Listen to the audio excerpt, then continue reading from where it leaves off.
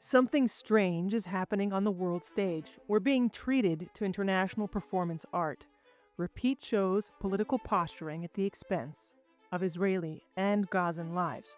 As of this week, nearly 800,000 Gazans have fled Gaza City as the IDF tightens its grip on Hamas's final strongholds in a desperate fight to rescue hostages and dismantle the terror group.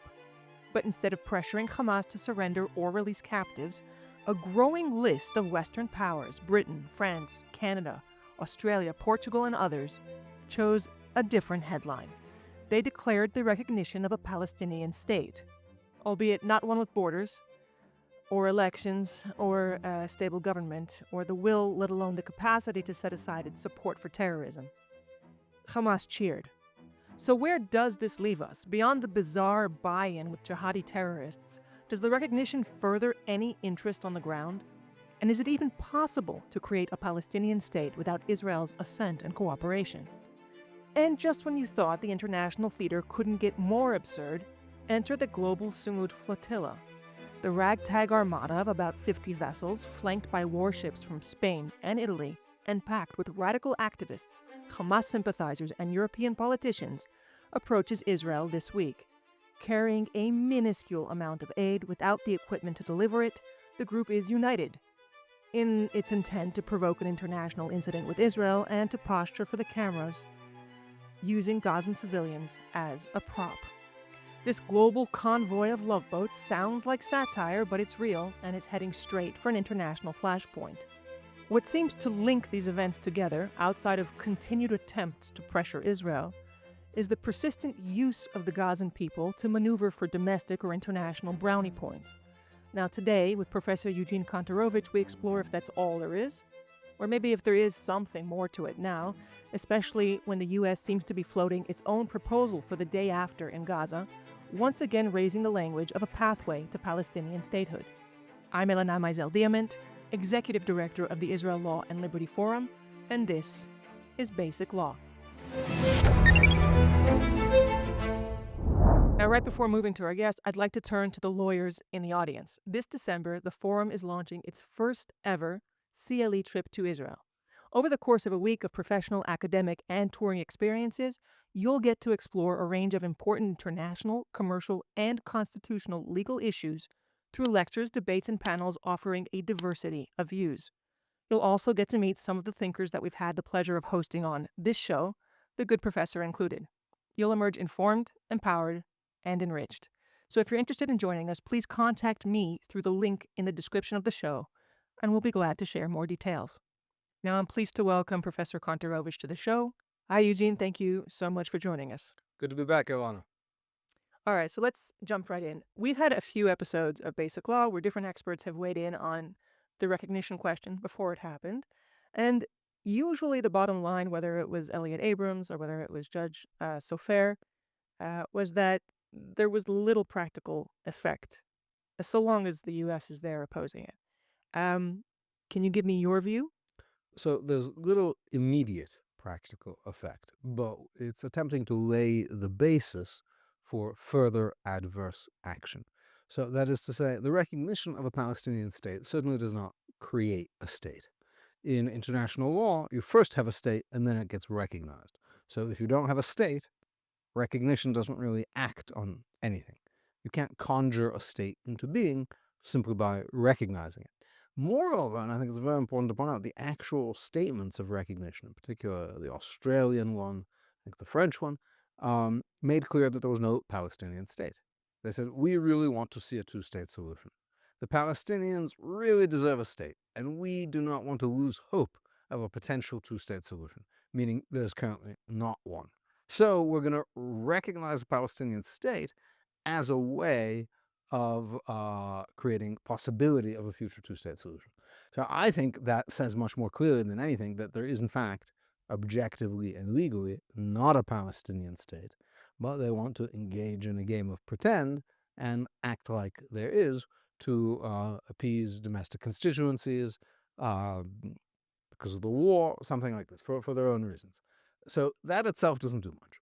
Okay. But it is important that Britain and France are, unlike Sweden or Spain or other countries that have taken similar actions lately, are members of the UN Security Council for no good reason. I was just reading an article by Ed Whitlock today. They can barely field, between the two of them, it's not clear they can field 100,000 fighting troops. In other words, significantly less than the normal standing Israeli army. So they were put on the Security Council because they're supposedly great powers, and now they're legacy powers. But that gives them some significant diplomatic role in the United Nations.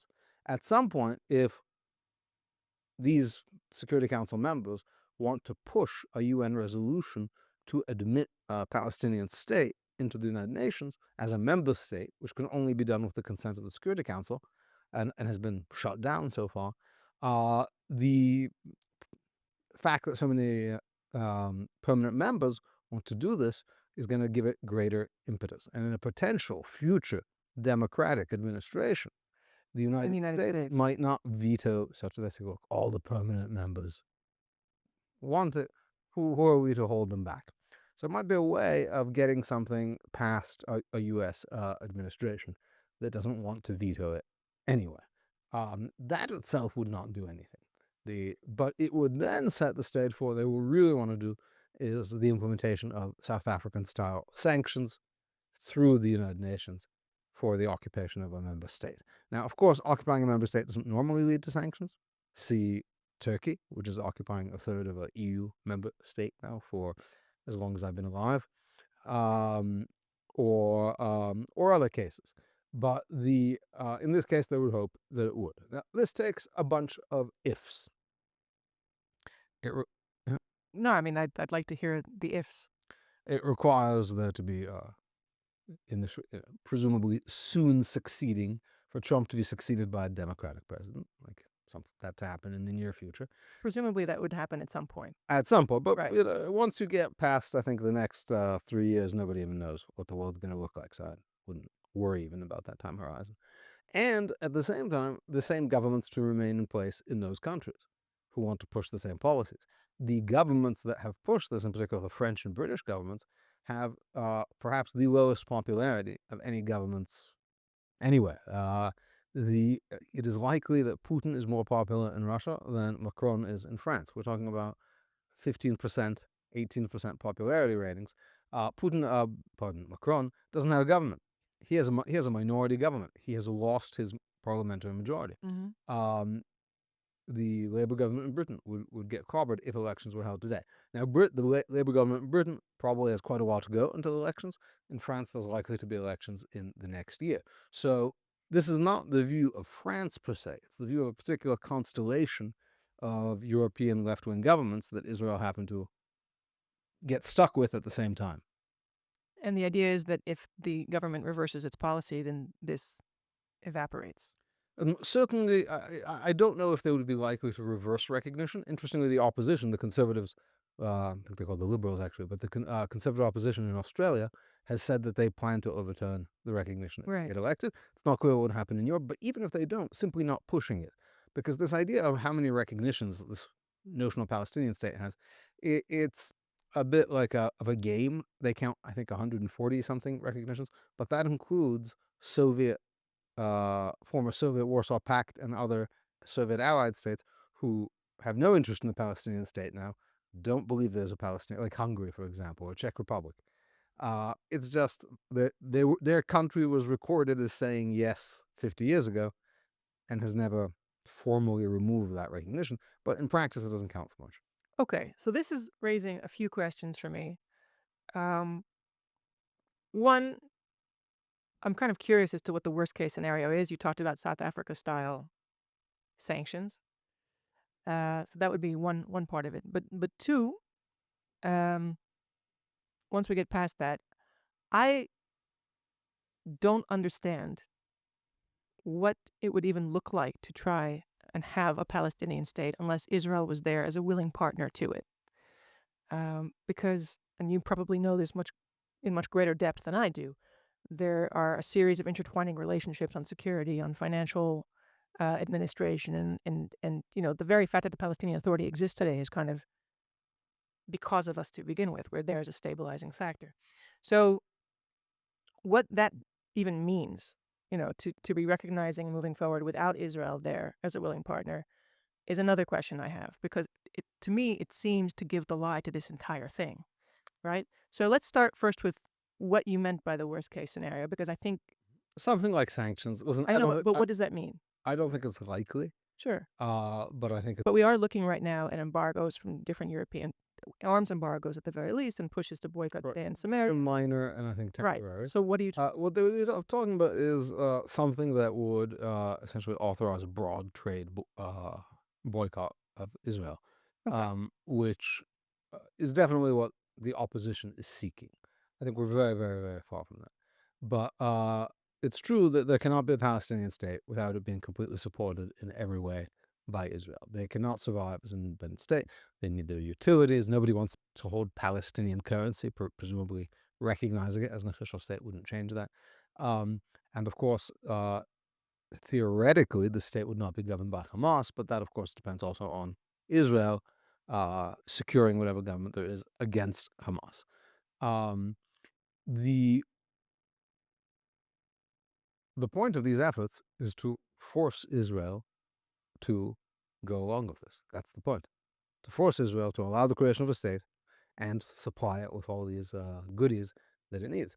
Right. So this is not, when we talk about this state they envision, it's not like a normal state. A normal state, for example, has no right to get utilities from its neighbor.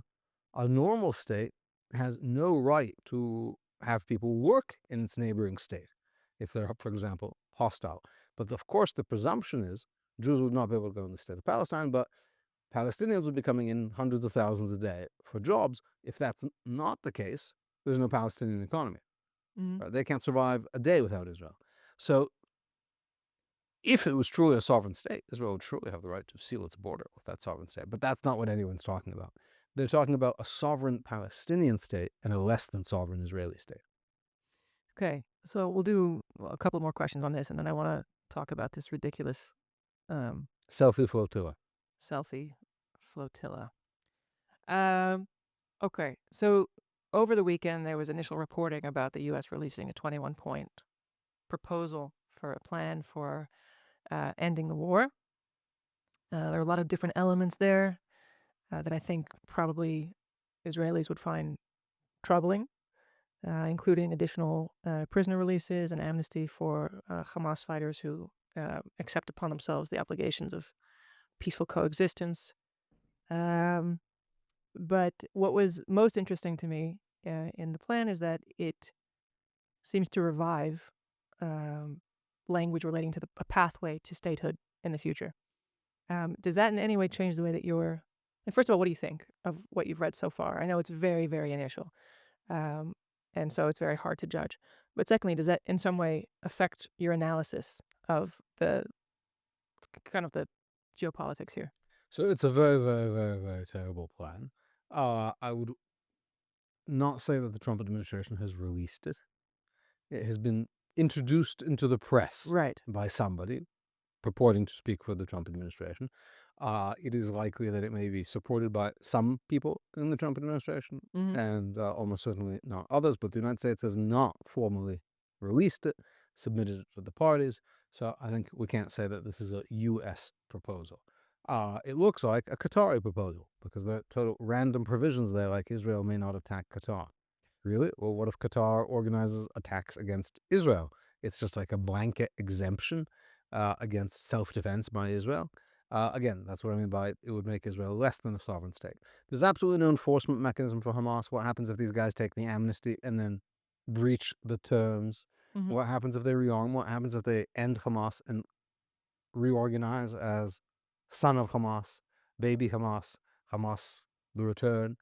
The names are really, arbitrary.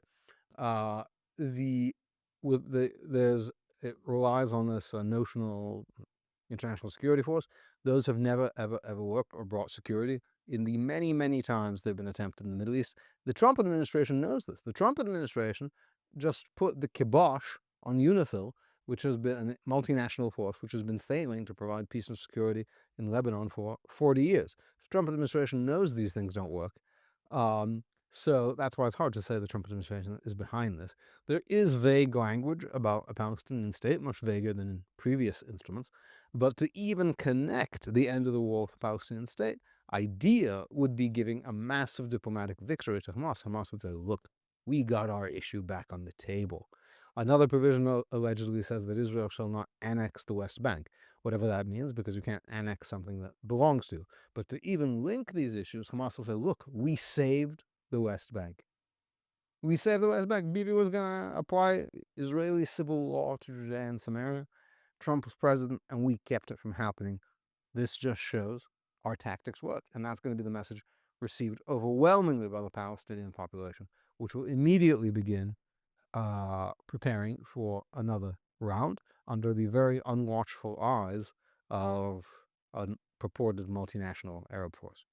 So you just talked about the potential ban on what we've called annexation and on the application of civil law. And I don't remember if it was you or other members of kind of the legal circle that we're in that were very careful when I misused the language to correct me on it. So we're not talking about the Israeli right is not talking about annexation, right? You said that we're sovereign in the territory anyway, but the application of civil law. And I'm wondering whether you could just sort of explain Yeah. the current situation and what, again, there's not that many details, but, and I don't think that this is going to happen either, but it would be just in terms of a possible response, despite the opposition to it globally now, in terms of a possible response, Israel has kind of talked about through its right, this application of civil law. What is the difference between what the current situation and what that would look like? Like Palestinian state recognition, it's actually much about symbolism and formalisms and trappings, but that can take on significance. So since 1967, Judea and Samaria has been governed not under the civil law, mostly not under the civil law that applies to the rest of Israel. It has been governed by a military commander, and the rules have been implemented by this military commander. Now, that does not mean he's sitting around legislating military rules all the time. In practice, the rules that apply are Israeli law, but they have to be re-implemented, like an extra bureaucratic step, by this military commander. The certain aspects of the enforcement of those rules, that is to say, the actual bureaucratic agencies that enforce it, are somewhat different than elsewhere in Israel, because it's still organized as a military zone, which is not a strange thing. I want to point out many U.S. territories for decades were under military command, governed by a military government. Many countries for many decades. So as a result, for example, pollution laws, there's a problem enforcing them because the normal pollution enforcement body does not operate there. The army has to do it, and the army is not good at this. Mhm. And the army is not good at doing sort of a lot of archaeological preservation, etc. So even if you have the same rules, differences in enforcement matter. Now, some parts of Israeli civil law Israel has not chosen to govern this area under military law because it believes it does not have sovereignty there, but really uh, because there had been an expectation in 1967 that Arabs would come wanting to negotiate for some kind of territorial deal, and some parts of this territory would have to be given away. So if you fully apply Israeli civil law, then you have to unapply it, and it raises all sorts of complications. So it was essentially made this way to make it easier to spin off as part of a deal. But as is often the case in the Middle East, nothing is as permanent as the temporary, and it's become a kind of lasting arrangement. Now, obviously, applying Israeli civil law is a sign of the opposite, that you don't expect a deal. You don't expect to spin it off. From the point of view of sovereignty, it doesn't actually matter, right? Israel has sovereignty, sovereign rights over this territory. It has exercised those sovereign rights. The fact that it chooses to administer it in a different way does not mean it's any less part of Israel than the fact that Puerto Rico is administered somewhat differently, and Guam is administered somewhat differently, and American Samoa is administered somewhat differently, and former Panama Canal Zone was administered somewhat differently. Former, maybe future. But symbolically, it makes it easier to administer the area, to apply Israeli civil law, and it is a sign that you believe that you have sovereignty and that you don't plan to spin it off, which is why it's actually the perfect response to what the French and British have been doing. French and British have been trying to create an idea of Israeli temporariness, and nothing supports that more than Israel seeming to be of two minds on the matter. And theoretically, if such a move were to proceed, does life change at all for Jewish citizens, Arab citizens? Not so much. Arabs really not so much because of the principle. It's very hard to say depending on the exact particulars of how and where it's applied. Many of the plans talk about just applying this to the Jewish communities, in which case life would not really change for Arab citizens, Arab residents there. If anything, it would just change the nature, make things a little more mild by having civilian law enforcement agencies, civilian administrative agencies in charge of enforcement rather than the military for everything, right? Rather than the military being the people you talk to if there's a problem with pollution, with archaeology, etc. So daily life would not change so much. It would make certain things cheaper, bureaucratically more convenient, but that's more sort of behind the scenes. Okay. Let's say one more question before I reluctantly turn to the boats. I don't want to. We've had so much big news in Israel over the past week. We've had And big, not news, big speculation, I'd say. and big speculation, but even just at the domestic level. I mean, we finally have a head of Shabak. One more question on this, but it's kind of a general question. If you line up like the lawfare threats to Israel, right, as the war proceeds, but also afterwards, you see that there are rising calls for trade embargoes, for arms embargoes, which exist from a number of countries.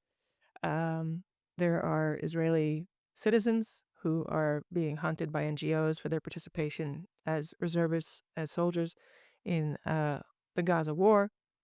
And obviously, the possibility of sanctions extending. There's a lot of sanctions now in different countries on ministers Smotrich and Ben-Gvir. It could be other kinds of sanctions on Israelis. And of course, the warrants, I think, in the ICC are still under review for Prime Minister Netanyahu and former Defense Minister Yoav Gallant.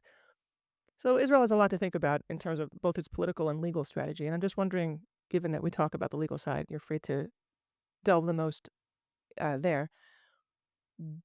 How are we doing? Is there a step that we're missing? Is there a broader strategy that we need to think about more carefully?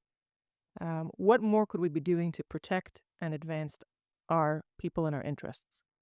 Okay, so people love to criticize Israel for its public diplomacy and its conduct of diplomacy. Israelis love to do this because you can always imagine doing better. I want to start by saying it's an extreme challenge, and I wouldn't want to criticize anyone. Generally speaking, I think elements of a successful strategy that could be emphasized more is aggressive response. So take, for example, the recognitions by the UK and France. These countries have consulates that sit in Jerusalem and operate illegally in Jerusalem. That is to say, there are diplomatic missions in Jerusalem which, in violation of the Vienna Convention on Consular Relations, have not presented their credentials to the State of Israel because they don't recognize Jerusalem, any part of it actually, as being in the State of Israel. Now, they describe themselves as being in the State of Palestine. Israel needs to evict these. It needs to close down. 14 Knesset members wrote a letter calling for this, and more signing on. The government is closely examining this, but they're scared because the French and the British say, if you do this, then we'll really come and get you. That shows it's the right thing to do. Does it? Yes, absolutely shows it creates cost for the other side. You don't want to engage in pointless. You know what they don't say? If you give another speech at the UN, if you release another tweet from the foreign ministry saying we're all anti-Semites, then we're really going to get you, because it doesn't matter to them. It doesn't. They don't feel it as a cost. You need to make clear that harmful moves will have costs that they will bear directly. In this case, also, it's just something we should do anyway, right? But we had always been reluctant to do because it was the status quo. How many countries would we have to do that with if we were being consistent? 5, let's say, 5 or 6. Okay. Spain and Sweden has also recognized State of Palestine. They have a consulate here, but I would limit it to countries that have done so since October 7th, which is particularly obnoxious. So that's basically Spain, Belgium, Britain, France. Okay. 4. Not the end of the world. We should have done this anyway. But now, if we show that we're going to back down, they're just going to say we're the easy touch. We're the easy touch. Why don't they go after Hamas? Because they know Hamas is tough and Hamas will come after you. So in general, we are seen as the easy touch. That connects to the second point. Things like applying Israeli law. The reason there is, there's many reasons there's so much, let's say, diplomatic interest in Israel. Some are kind of the obvious and historic reasons, but some are diplomats just want quiet. And they see that there's like a tumult here. And they say quiet's going to happen when one side gives up. The Palestinians, they're scary. They say they yell and scream. They're never going to give up. The Israelis, some of them even disagree with the government. Unlike the Palestinians, who if they disagree with the government, they're going to have their legs broken on TV. So they're like, obviously, let's pressure Israel. It's not about right or wrong. They're the easier touch. So we need to, by digging in, for example, in Judea and Samaria, let's say, these guys are not the easy touch. Is there, in your view, maybe like a middle strategy? Because the things that you're raising are things that within Israel, I think maybe you'd have a lot of support for. The consulates would have Generally, support from but- the United States very clearly because they see it as an internal Israeli matter. Okay. But I'm saying within the Israeli public, let's say the application of civil law in Yes. Judea and Samaria is not uncontroversial. That's the problem. Nothing is uncontroversial. The only thing that's uncontroversial is making nice speeches. Mm. That's why. So, however, Saying that the only approach here is to go for a more muscular one that exerts some kind I of think closing down the evidence. consulates would have overwhelming support. Yeah, I was thinking maybe that. I can tell you less one of the but the government's not doing it. Mm. All right. Our friend Aylana Meisel is one of the main advocates for this. He was one of the first people sort of writing about this issue a decade ago. And what do you think the reluctance is?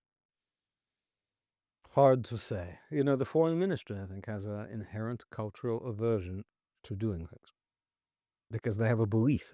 So that it's important to be smart. They have a thing they like to say: it's important to be smart rather than right. So ideally, smart and right would be the same thing. But if you want to say there's a separate thing called smart other than right, then smart is going to be what's not right. In other words, some complicated, to avoid further conflict. They're very afraid of further conflict. They might overemphasize sort of short-term diplomatic relations. Like whatever the French would do to us is going to be reversed by a future French government. It's a bit of a gamble, potentially. So is not doing anything. True. As a matter of fact, that gamble actually is. So many people, including myself, have been calling for this consulate thing to have been done prophylactically to show them we're serious. And then you can open them up if they don't do the Palestinian state recognition.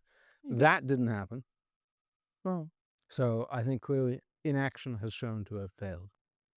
And one reason it didn't happen, they love these consulates because to them they're remnants of an imperial legacy, like they were started in the 19th century to serve Christian pilgrims to the Holy Land. Now they do not do that, but they have, they're nice old 19th century buildings, and these countries do not want them taken away. But they didn't believe we'd do it. Okay, let's talk flotilla. Now, so far, the major news that this group of boats has made have mainly involved allegations of a drone attack on some of the boats, a hacking attack that looped ABBA music into their radios, and apparently a major spat between traditionalist Muslim and queer participants. You forgot the setting fire to their own boats with flares. I did. They did that twice. Yeah. It's really a shame that we have to discuss this. But look, I think that obviously they're coming to, make some kind of trouble. And there are even quotes from people on the boats explaining that this is what they're aiming to do, which is why they've refused to hand over even the small amount of aid that they're bringing to proper authorities to allow it to be delivered without trying to spark a confrontation. Said no to the Pope. I mean, there were a few different offers as well. Yeah, yeah. And even, Italy was begging them to, I think, move the aid through Cyprus as well. Anyway, So they're coming, they're approaching. This is like, I think I told you that sometimes in horror movies you have spoofs, you have kind of, the alleged victim standing there screaming, and then you zoom out and you see that they're 10, 20 meters away, Mhm. slowly inching toward them. That's kind of how I feel. This is a never-ending story, but it may finally be coming to a head. And obviously, it invokes memories of the Mavi Marmara and all the international condemnation and genuine, the loss of life and troubles that followed there. So let's spend a few minutes discussing just even the basics. There's a blockade around Gaza. There's been a blockade around Gaza from well before the war. What is it and why is it legal? Okay, let me explain what navies are for. Yeah. The navies in war are not designed principally to sink other countries' navies. They're designed as agents of economic warfare on the enemy. And the principal form of that economic warfare is why have these weapons floating at sea? Because sea is where, even today, the overwhelming volume of the world's shipping and economic traffic goes through. So the point is to disrupt that traffic. One legal tactic, and actually a goal what any naval force would seek to do, is to impose a blockade on one's enemy. In other words, cut the enemy entity off from resupply. And that is legal under international law. That has been affirmed in the 1909, I believe, London Declaration on Maritime Warfare. It was actually Article 1. In the more recent 1990 San Remo Declaration, it's what navies are for, to cut off supply to the enemy. And it is entirely lawful. Israel has imposed a blockade on Gaza. Now, what does blockade mean? So a blockade means typically, if you have a war with another country, third-party states can continue doing business with both sides. Once you have a blockade, it means you will sink any ships that enter. And so long as you enforce that uniformly, like not giving special treatment for, say, American ships or some favored ships, then you can, in fact, have such a blockade. And running a blockade is also legal, but it's totally legal what they're doing. Mhm. It's like totally legal. You are allowed to run a blockade, even if you're a third country vessel. It is, however, an act of war. So that's what they're engaged in. They're engaged in an act of war against Israel. And consequences for that certainly include being stopped, having their ship seized, and even being sunk. That is a potential legal consequence. Um, Israel probably isn't going to do that for PR reasons, but they're well within their rights to do certainly less than that. And the fact that it's in international waters also doesn't matter. Of course, that's where blockade applies. In your territorial waters, you can do anything you want. Mm. All right. This like who's on the ship? Who's backing this entire effort? Are you familiar? I'm not so familiar. It seems like a kind of consortium of red-green kind of alliance of Islamic groups and actors and the European progressive activists, most famously Greta. Mm. So this is literally red-green, right, in the sense that she's flipped from her environmental concerns to this very, very uneconomical flotilla. That was a very highbrow reference. Okay. So I wonder, to the extent that there's state backing and you're calling this an act of war, what remedies are open to Israel to take against sponsors, The principal remedy is against the vessel. is against the vessel. Now, I think Israel should seize these vessels. And once they're seized, they can actually be made lawful prize, which is in naval warfare means you can keep these ships. And I think actually they should be offered. I believe these ships really truly should be put to the purpose, boats, having come all this way. Mhm. They should be put to the purpose of helping the people of Gaza. For example, they can provide transportation to those people in Gaza who wish to leave, which may be close to half the population. So it's crazy that Greta Thunberg gets to take a boat to Gaza, but nobody in Gaza can take a boat out. That's wrong. This has to be a two-way trip. Um, Novel. Okay, so I hesitate to ask this question because I suspect that at the very least in the case of the Italians, they sent the ship basically to secure their citizens on the These ships are not right. the warships is more kind of like m- in the fake news or whatever symbolic action department. The Spanish ship, I've looked at its armament. Mhm. It's not a warship. It's like a police boat has. It has one 76 millimeter deck cannon and I believe two machine gun mounts. It's not carrying torpedoes, as far as we can tell. That is not something you can reuse, or missiles. That is not something you can use for naval warfare. Okay.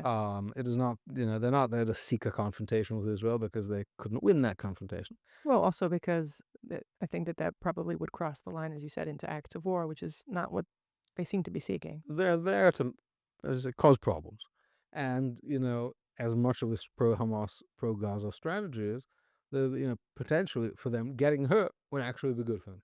Ah, right, for their own PR needs. Okay, so what do you think the disposition of this will be? I don't know. I'm not privy to the plans. I would advise. I think the boats can be, probably seized. Israel is very good at that. They took Greta's previous boat. Um, Very troublingly, all of the activists dumped their cell phones into the ocean, which causes really irreversible damage to marine life because of the batteries. It's illegal under international environmental rules, but we should nonetheless seize the boat. Feel bad for the turtles or whatever, but tell them not to do it. And those boats should be, I think we should take them at their word. And used for the good of the Gazan people in one way or another. Yeah. All right. Well, unfortunately, I think we'll have to keep an eye on the story, but I do hope that next week we can turn to uh, perhaps some domestic news to greet the new year here in Israel. I thank you so much for joining us. We'll have to keep an eye on these stories, unfortunately, although I do hope that starting next week we can start to turn to some of the very important news happening within Israel, which also provides, I think, for a much richer debate on both on law and on politics and kind of a richer insight into Israeli society. Thank you so much. Shana Tova, Gmar Chatima Tova. And we'll see you this year. Thank you for having me.